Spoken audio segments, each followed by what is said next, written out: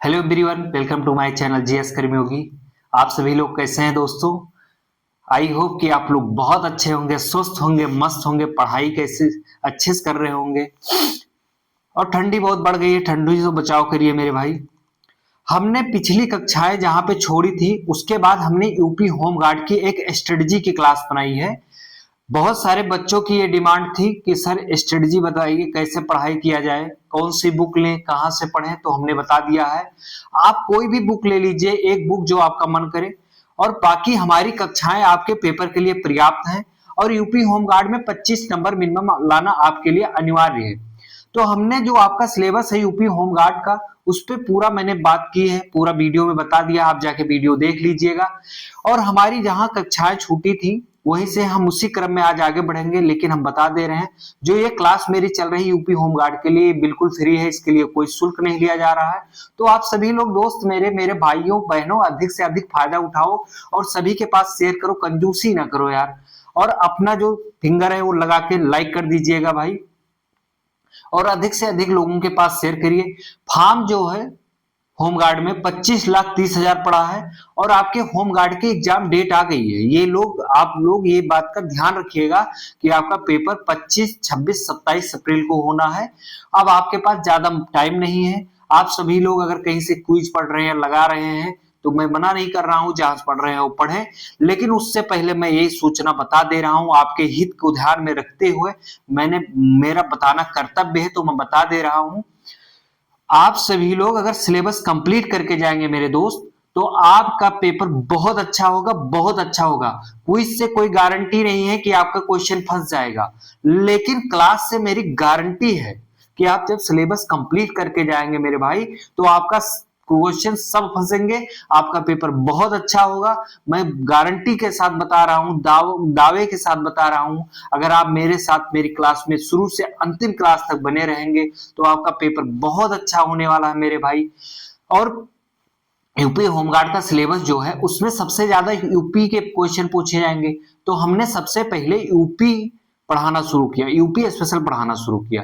UP special की हमारी पिछली कई कक्षाएं हो चुकी हैं। अगर आप सभी लोग अभी कहीं पीछे छूट गए थे या पीछे छूट गए हो, हमें लग रहा है सभी लोग अभी पढ़ाई भी नहीं शुरू की हो, क्योंकि आप लोगों को ये लग रहा है परीक्षाएं बहुत हल्के में ले रहे हो, आप लोग लोड नहीं ले रहे हो। भैया कंपटीशन बहुत ज्यादा है, आप सभी लोगों को पता होना चाहिए। 25,30,000 फॉर्म पड़े हैं, तो आपका कंपटीशन जो है बहुत हाई होने वाला है। तो आपको पढ़ना पड़ेगा, पढ़ने के अलावा कोई विकल्प नहीं है आपका। सिलेक्शन अगर पाना है, सिलेक्शन लेना अगर आपकी जिद है, जुनून है, सपने हैं, नौकरी पाने का सपना है, अगर आप सच्चे सपने को अपने हकीकत में बदलना चाहते हैं, तो आप पढ़ाई करिए, टाइम वेस्ट मत कीजिए। और आइए मेरे क्लास के साथ, मैं आपको शुरू से अंत तक अगर पढ़ेंगे आपकी, तो आपकी नैया पार लग जाएगी मेरी क्लास से। और जो यूपी स्पेशल हमने शुरू किया है, ये सभी यूपी के एग्जाम का ध्यान रखते हुए मैं पढ़ा रहा हूं। आप यूपी के किसी भी एग्जाम को दे रहे हैं तो मेरी क्लास देखिए, बहुत अच्छी क्लास है। और यूपी होम गार्ड के लिए तो मैं पढ़ा ही रहा हूं। अगर यूपी होम गार्ड में मेरा दावा, मेरे क्लास से आपका पेपर हो जाएगा। और एक चीज और पता होनी चाहिए आप सभी लोगों को कि यूपी होम गार्ड में 25 नंबर लाना अनिवार्य है। 25 से कम नंबर लाते हैं तो आपका नंबर कोई वैल्यू नहीं है, कोई मतलब ही नहीं है। 25 से ऊपर लाएंगे तभी उसका कुछ मतलब है। तो कंपटीशन कितना हाई है आप सभी लोग देखिएगा। और अगर लगातार आप पढ़ाई करते रहेंगे, बने रहेंगे हमारे साथ, तो आपका पेपर बहुत अच्छा होने वाला है। हमारी पिछली कक्षाएं जहां पे छूटी थी उसी क्रम में हम अपनी कक्षा को आज यहां से आगे बढ़ाते हैं। तो हम आज उत्तर प्रदेश का आधुनिक इतिहास पढ़ेंगे। हमने जो भी सब्जेक्ट शुरू किया है उसमें सबसे पहले हमने थोड़ा सा समझने की कोशिश की है कि कौन सा सब्जेक्ट कैसे है, परिभाषा थोड़ा समझे हैं, उसका महत्व समझे हैं। उसके बाद हम क्लास को शुरू किए हैं। वन लाइनर तो पढ़ा देना बहुत आसान है, मैं वन लाइनर भी पढ़ा दूं, आपको याद हो जाएगा। लेकिन उससे पहले आपको उस सब्जेक्ट के बारे में थोड़ा सा नॉलेज होना बहुत जरूरी है। आप चाहे जो तैयारी कर रहे हो, इसके लिए समझना बहुत जरूरी है आपको। तो उत्तर प्रदेश का आधुनिक इतिहास पढ़ेंगे। हम सोच देखते हैं, भारत का प्राचीन कालीन इतिहास है, मध्यकालीन इतिहास है, आधुनिक इतिहास है। तो हमने प्राचीन और मध्यकालीन बताया था, उसकी थोड़ी परिभाषाएं बताई थी। फिर हम आधुनिक भारत के बारे में समझते हैं कि आधुनिक भारत के इतिहास को 3 कालखंडों में क्यों विभाजित करके हम पढ़ते हैं। तो कुछ तो ऐसा रहा होगा, कुछ कालक्रम, उस कालक्रम में कुछ घटनाएं ऐसी घटित हुई होंगी जिसके वजह से हमें 3 पार्ट में इतिहास को पढ़ना पड़ रहा है। तो आइए हम जानते हैं आधुनिक इतिहास को आधुनिक नाम क्यों दिया गया। ठीक है, आधुनिक देने का मतलब यह है, आधुनिक इतिहास जहां से आपका शुरू होता है, जहां से आपका आधुनिक इतिहास शुरू होता है। बहुत लोग तो 1757 से मानते हैं, इसमें बहुत विवाद है। कुछ लोग 1707 से मानते हैं और कुछ लोग 1757 से मानते हैं, प्लासी के युद्ध से कुछ लोग मानते हैं, और कुछ लोग 1707 से मानते हैं औरंगजेब की मृत्यु के बाद से। तो इसमें विवाद है, तो उसमें हमें ज्यादा नहीं घुसना है, क्योंकि आपको जितनी जरूरत हम उतना बता रहे हैं। अगर आपको ज्यादा जानकारी लेनी है तो हम जब इतिहास पढ़ाएंगे तो हम वहां पे और जानकारी देंगे। लेकिन अगर आपको और जानकारी जरूरत है तो आपके लिए हम जब आप कमेंट में बताएंगे तो हम आपके लिए स्पेशल वीडियो बना देंगे उसके लिए। लेकिन हम समझते हैं आधुनिक इतिहास के कालखंड में जब हम घुसते हैं, जहां से वहां शुरुआत होती है, वहां से समाज में एक नया विचार आता है। नया विचार यानी कि नवीन विचार आते हैं, नवीन टेक्नोलॉजी यानी कि नई टेक्नोलॉजी आती है। वहां से मशीन से कार्य शुरू हो जाते हैं। उसके पहले हम मशीन का उपयोग नहीं कर रहे होते थे, तो वहां से एक व्यापक परिवर्तन होता है। तो इसलिए हमने आधुनिक नाम दिया। वहां से एक नए प्रकार के साहित्य का जो है उद्भव होता है, वहां से नए विचार आते हैं, वहां से नई टेक्नोलॉजी आती है, वहां से नई नई चीजें आती हैं। पहले वस्तुएं जो है हाथ से बनाई जाती थी, वहां से वस्तुएं जो है मशीन से बनने लगती हैं। पहले युद्ध में व्यापक स्तर पे हाथी घोड़े का उपयोग किया जा रहा था, यहाँ पे अब आपके लिए बंदूक आ जाती हैं, और बारूद गोले तो पहले से ही थे, और बड़ी बड़ी टेक्नोलॉजी। तो वहां से एक नवीन चीज, सबसे बड़ी चीज ये है कि नवीन विचारधारा आती है समाज में। जब एक नवीन विचार, एक नई विचारधारा आती है तो पूरा समाज परिवर्तित हो जाता है। तो ये आई कहां से? ब्रिटिश के लोग जो आए हमारे देश में, सबसे पहले तो पुर्तगाली आए। पुर्तगाली के क्रम के बाद एक आते रहे। उसके बाद अंग्रेज आए। जब पुर्तगाली आए तो कुछ ही राज्यों में अपनी कंपनी लगाए और व्यापार किए। लेकिन जो अंग्रेज आए वो पूरे भारत में अपनी कंपनी, हर जगह पे अपनी अपनी फैक्ट्री बना के और अपने आप को यहीं पे स्थापित करने लगे, क्योंकि भारत में अकूत धन था उस समय। जिस भारत के पास इतनी संपदा थी कि उस भारत सोने की चिड़िया कहा है। भारत में कोई सोने की चिड़िया नहीं थी मेरे दोस्त। भारत में इतनी संपत्ति थी, भारत इतना संपन्न देश था कि भारत को लोग सोने की चिड़िया कहते थे। भारत में उस समय बहुत संपत्ति थी। तो अंग्रेज आए, उन्होंने अपनी फैक्ट्री लगाई, धीरे धीरे यहाँ व्यापार किए। फिर यहाँ की जो फूड थी उसका फायदा उठाए। जो केंद्रीय सत्ता थी भारत की, मुगल सत्ता थी उस समय, वहां पे देखिए दिल्ली में कमजोर दिखाई दी उनको। और उसके बाद सबसे पहले तो प्लासी का युद्ध लड़ते हैं। उसके बाद उनके लिए सबसे निर्णायक युद्ध जो होता है बक्सर का युद्ध होता है। बक्सर के युद्ध के बाद अंग्रेजों ने अपना प्रसार हिंदुस्तान में फैलाना शुरू कर दिया और हिंदुस्तान पे अपने आप को मजबूती से स्थापित कर लिए, तेजी से। तो फिर उसी में उत्तर प्रदेश था आपका, जो उस समय संयुक्त प्रांत नाम किसने दिया था? अंग्रेजों ने संयुक्त प्रांत, अवध को संयुक्त प्रांत के नाम से तब्दील कर दिया था। फिर हम आइए जानते, जहां से नवीन विचारधारा आती है वहां से वो समाज यानी कि समाज की बात इसलिए कर रहे हैं कि समाज मतलब बहुत व्यापक स्तर पर बदलाव होता है। समाज मतलब एक देश, और वहां समाज से कन्वर्ट करते हैं हम देश को। पूरे देश में एक नई विचारधारा आती है, नई चीजें आती है, तो वहां से बहुत बड़ा, तो वहां से हम कालखंड के इतिहासविद जो हैं, वहां से इतिहास के, भारत के इतिहास के आधुनिक इतिहास का नाम दे करके अध्ययन करते हैं। उसी क्रम में हम बात करते हैं कि उत्तर प्रदेश का आधुनिक इतिहास, जो आपके पेपर के पॉइंट ऑफ व्यू से बहुत जरूरी फैक्ट से आपके पेपर में आने की प्रबल संभावना थी, हमने उसी की बात की है, उसी क्वेश्चन को हम यहाँ पे पढ़ाएंगे।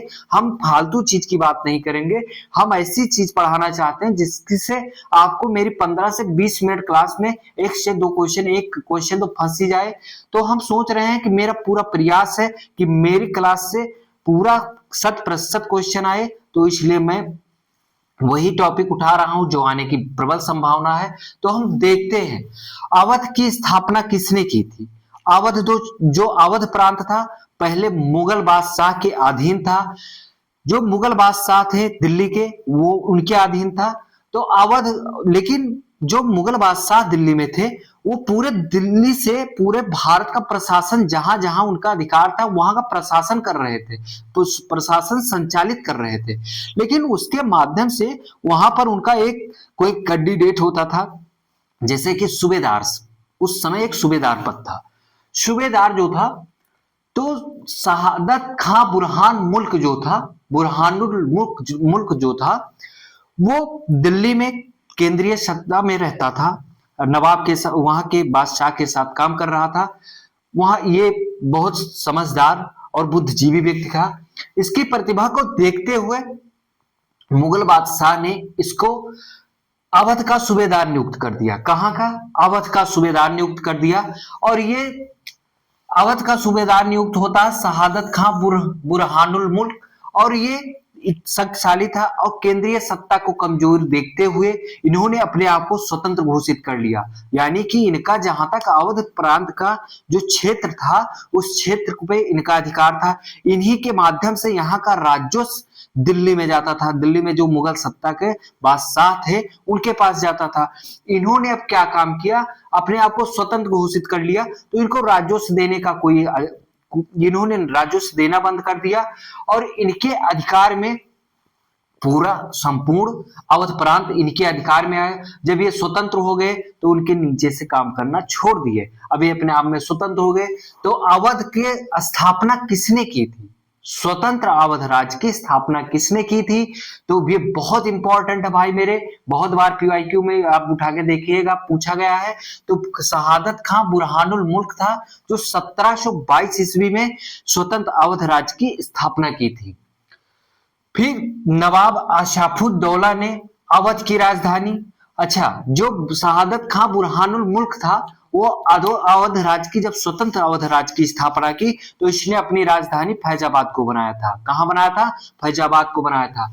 लेकिन इन्हीं में एक अशरफुद्दौला जो है, सॉरी, नवाब अशरफुद्दौला अवध की राजधानी जो है फैजाबाद से लखनऊ बनाई। यानी कि फैजाबाद से अपनी राजधानी को स्थानांतरित करके लखनऊ किसने बनाई थी? ये नाम याद करना मेरे भाई, नवाब अशरफुद्दौला। और मुगल अवध की स्थापना किसने की थी? शहादत खान बुरहानुल मुल्क ने। और जो फैजाबाद की राजधानी फैजाबाद से लखनऊ स्थानांतरित हुई थी, किस सन में हुई थी, कब हुई थी? तो 1775 में हुई थी। उस समय भारत में वारेन हेस्टिंग्स ब्रिटिश का जो था वो गवर्नर था। ठीक है, कहां का गवर्नर था? बंगाल का गवर्नर था उस समय वो।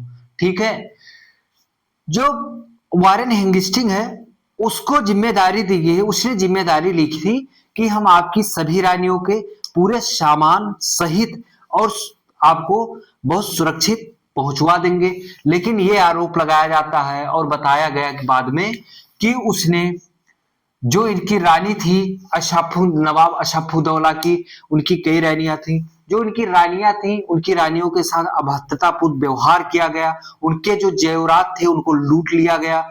इसी के ये आरोप लगाया जाता है, और ये सत्य भी रहा होगा तभी आरोप लगाया जाता है। फिर अवध के अंतिम नवाब कौन थे? वाजिद अली शाह थे। कौन थे? वाजिद अली शाह थे। वाजिद अली शाह क्या थे? शायर भी थे। ठीक है, वाजिद अली शाह एक शायर भी थे। वाजिद अली शाह को 1856 में, ठीक है, कब? 1856 में कुशासन का आरोप लगाकर पद से हटा दिया जाता है, यानी कि पदच्युत किया, पदों से हटा दिया जाता है और अवध पर अब ब्रिटिश का अधिकार हो जाता है। अब अवध पर 1856 से किसका अधिकार हो जाता है? ब्रिटिश। अवध अब ब्रिटिश के अधीन आ जाता है। कब आता है? 1856 में। कुशासन के आरोप में अवध को किसके तहत हटाया गया था? सॉरी, अवध पे ब्रिटिश ने किसके, ऐसे क्वेश्चन बनता, मैं क्विज बना के बता रहा हूं। अवध को किस आधार पे ब्रिटिश ने अपने अधीन कर लिया था? तो ऑप्शन आएगा, तो 4 ऑप्शन में से एक कुशासन का आरोप रहेगा। तो कुशासन का आरोप लगाकर किस सन में किया था? तो 1856 में अपने अधीन कर लिया था। शुजाउद्दौला जो है 1754 ईस्वी में अवध का नवाब बना था। जो शुजाउद्दौला था ये अवध का नवाब बना था, 1754 ईस्वी में बना था। इसने ईस्ट इंडिया कंपनी के विरुद्ध बक्सर के युद्ध में, ईस्ट इंडिया कंपनी के विरुद्ध बक्सर के युद्ध में, ये संयुक्त सेना थी जो ब्रिटिश के खिलाफ लड़ाई लड़ी थी। ये 1700 बक्सर का युद्ध कब हुआ था? सिर्फ डायरेक्ट पूछ लेगा, बक्सर का युद्ध कब हुआ था? याद रखना मेरे भाई, 1764 में हुआ था। बहुत बार पूछा गया है, बहुत इंपॉर्टेंट है। और बंगाल, जो बक्सर का युद्ध था उसमें शुजाउद्दौला, बंगाल के नवाब मीर कासिम और मुगल बादशाह शाह आलम द्वितीय की तीनों ने मिलकर के एक संयुक्त सेना मिला करके और ब्रिटिश के खिलाफ युद्ध किया था। और इस युद्ध में अंग्रेजों की जीत हुई और मुगल सेना और अवध के नवाब और मीर कासिम की सेना संयुक्त रूप से बुरी तरह से पराजित हुई। यही से माना जाता है कुछ इतिहासकार ये, और ये निर्णायक, बहुत निर्णायक युद्ध था। यही से अंग्रेजों का, जैसे ये मुगल बादशाह यहाँ पे हार जाते हैं, सॉरी, यहां मुगल बादशाह की पराजय होती है। मुगल वहीं पे अंग्रेजी ब्रिटिश शक्ति जो है बहुत शक्तिशाली हो गए और पूरे भारत पे अधिकार, उनका नियंत्रण आ जाता है। धीरे धीरे वहीं से पूरा अधिकार जो है ब्रिटिश के अधीन कर्नाटक के युद्ध से ही आता है। कर्नाटक का युद्ध कब हुआ था? 1704। इसलिए ये बहुत निर्णायक युद्ध था भारत के परिप्रेक्ष्य में देखा जाए तो। और देखा ना, था ही, ठीक है।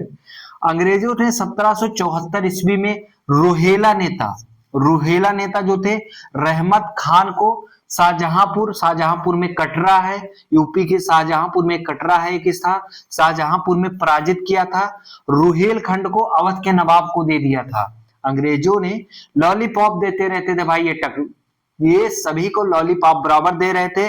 और उस समय भारत में इतनी फूट थी कि पदों के लिए हर व्यक्ति भूखा बैठा हुआ था। हर व्यक्ति सोच रहा था कुछ ना कुछ मिल जाए, ऐसे क्या बताएं, ऐसे पड़ा हुआ था। और अंग्रेजी ने अवध के नवाब को एक लॉलीपॉप के रूप में रुहेलखंड को सौंप दिया। ठीक है, देखिए, और इसके बदले में ऐसे आसानी से नहीं सौंपा होगा, आसानी से सौंप देते थे। उसके बाद वहां का राजस्व का उगाही करके ये लोग पूरा अंग्रेज को देते थे। अरे बड़ी क्या बताया। 1775 ईस्वी में शुजाउद्दौला की मृत्यु के बाद आशफाकुद्दौला अवध का नवाब बना। 1775 में शुजाउद्दौला की मृत्यु होती है, उसके बाद आशफाकुद्दौला अवध का नवाब बना, जिसने नई संधि की। एक देखिए, एक नई संधि हो जाती है। हर बार जब संधि होगी, समझौते होंगे, अंग्रेज एक भारतीय को लॉलीपॉप दे देते हैं वहां पे। ठीक है, मेरे शब्द को अन्यथा मत लीजिएगा या दिल पे मत लीजिएगा मेरे भाई, मैं ऐसे बोल रहा हूं मजाक में भी।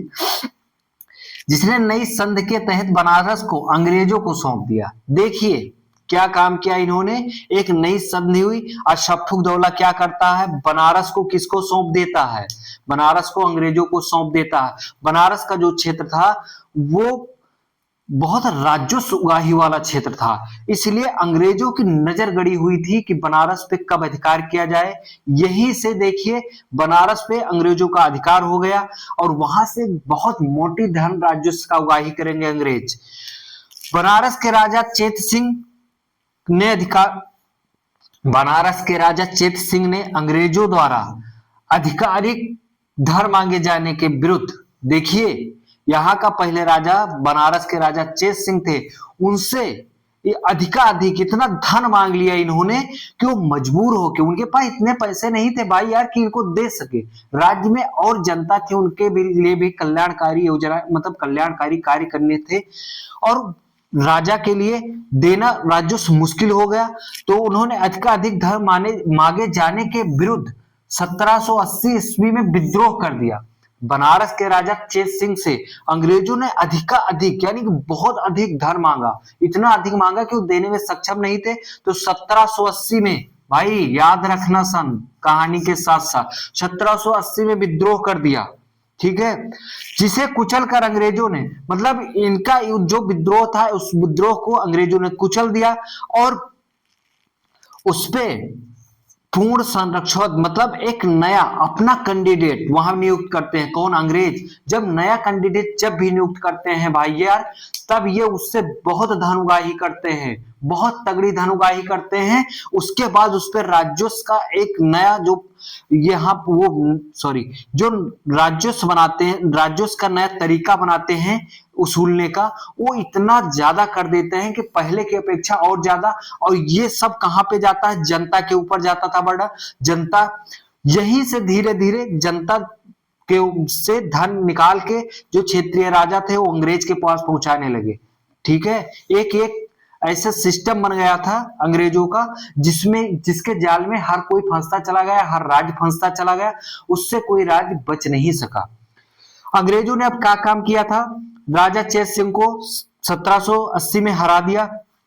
उसके बाद महीप नारायण सिंह को, देखिए एक नया कैंडिडेट आ गया, महीप नारायण सिंह को बनारस का राजा बना दिया। अब महीप नारायण सिंह जब बनारस के नए राजा बन गए भाई यार, तो वो अच्छा खासा धन देंगे, अच्छी खासी रकम देंगे।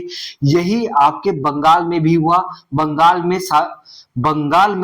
का नवाब बनने के क्रम में इतना धन दिया गया था, इतनी धन दिया गया था अंग्रेजों को कि उसकी राशि जब भी हिस्ट्री पढ़ाएंगे पूरी तो बताएंगे, आप सोचते रह जाएंगे और चौंक जाएंगे।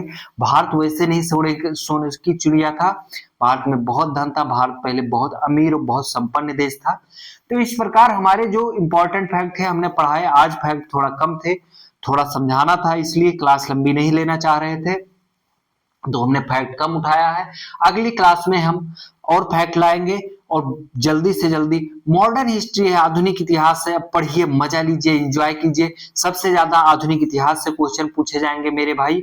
और चैनल को अधिक से अधिक शेयर करना भूलना मत, ठीक है। और क्लास का स्क्रीनशॉट ले लेना, जो इंपॉर्टेंट लिखा है। आधुनिक इतिहास से सबसे ज्यादा क्वेश्चन पूछे जाएंगे, हम पहली ही क्लास से बताते आ रहे हैं। तो आधुनिक इतिहास में कोई लापरवाही नहीं होनी चाहिए, आराम से बेहतरीन क्लास देखिए। जय हिंद, धन्यवाद।